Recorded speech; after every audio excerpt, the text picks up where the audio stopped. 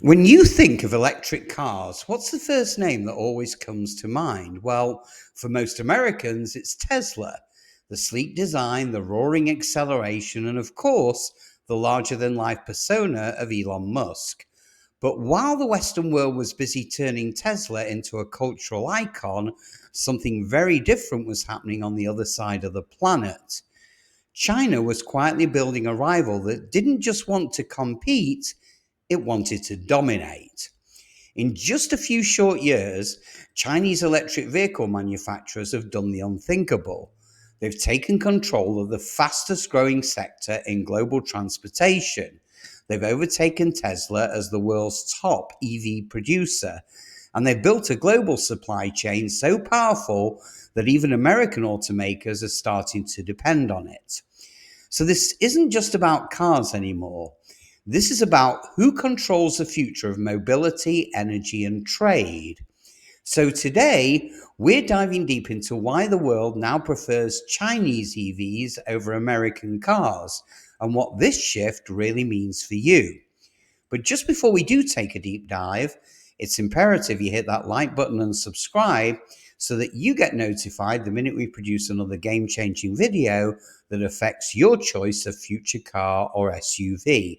And I promise you'll appreciate it. So buckle up and let's plunge straight in.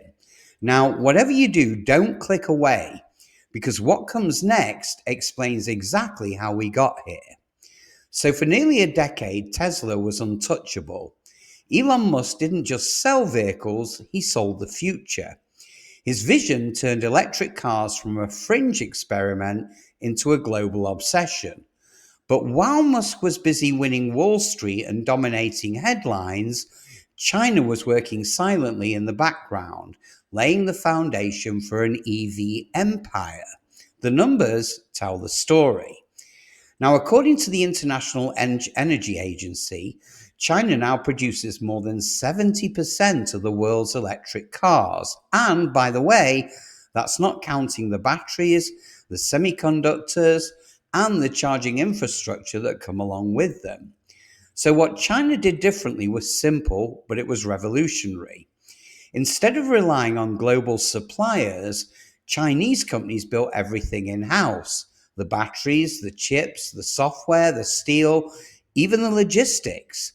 American automakers, by contrast, well, they're still chained to fragmented global supply chains, and that slows innovation and it inflates prices. In China, innovation moves at lightning speed. A new model can go from design to showroom in a year. In the US, well, it often takes 3 years. And while Western automakers debate quarterly margins, Chinese firms are focused on one thing and one thing alone, and that's scale. Now, it's that obsession with scale that has given China the upper hand. The question isn't whether Chinese EVs are coming. The question is how soon before they completely take over. Now, here's where things start to get really interesting, because the rise of Chinese EVs is changing the rules of the game faster than anyone actually expected. So let's start with price. Across almost every market, Chinese electric cars are simply cheaper and sometimes dramatically so. In China, many EVs now cost less than comparable gasoline cars. Brands like BYD, MG, and Leapmotor, they're all selling fully electric sedans and crossovers for under $25,000. Meanwhile, the average EV in the United States still costs close to $50,000. And by the way, that's after federal incentives. Now, the reason for this gap comes down to vertical integration. Companies like BYD produce nearly everything internally: the batteries, the motors, the power electronics, even their own chips. Now, this means no expensive outsourcing, no third-party markup, and no supply chain bottlenecks. When you control your supply line from raw lithium to the finished car, you can drop prices, you can boost efficiency, and you can flood the market before your competitors even ship their next model year.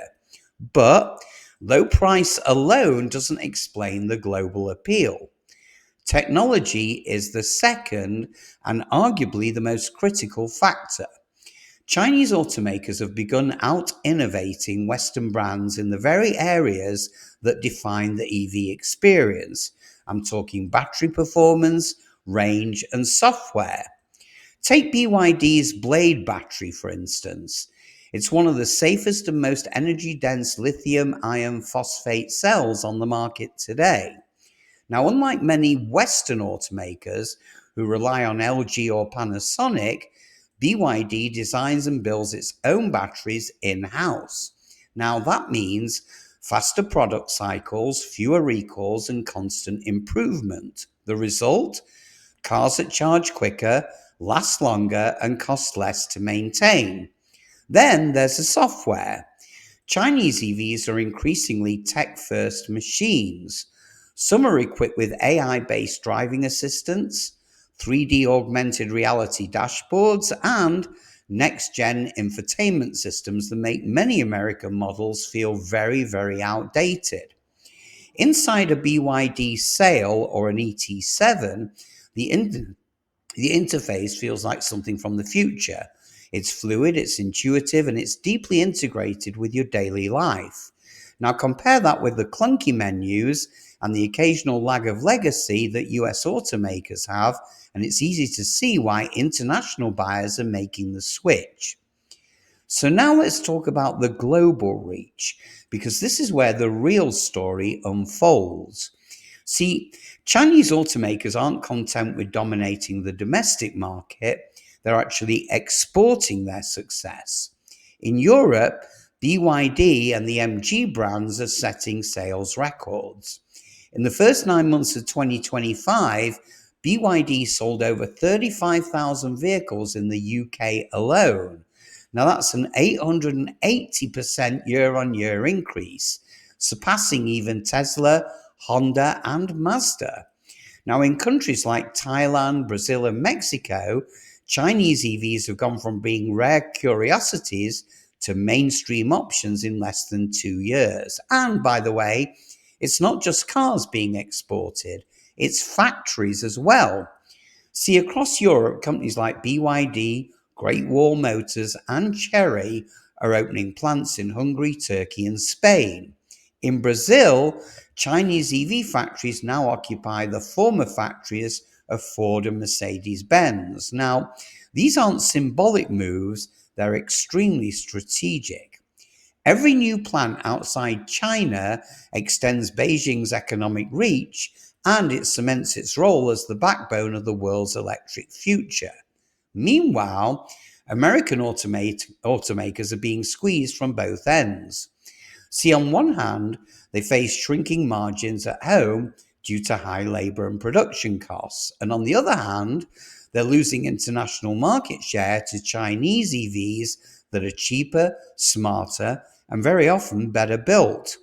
Tesla, once the face of the EV revolution, saw its European sales drop 35% in 2025, even as BYD sales there surged 250%. Now that means the overall market is growing just without them.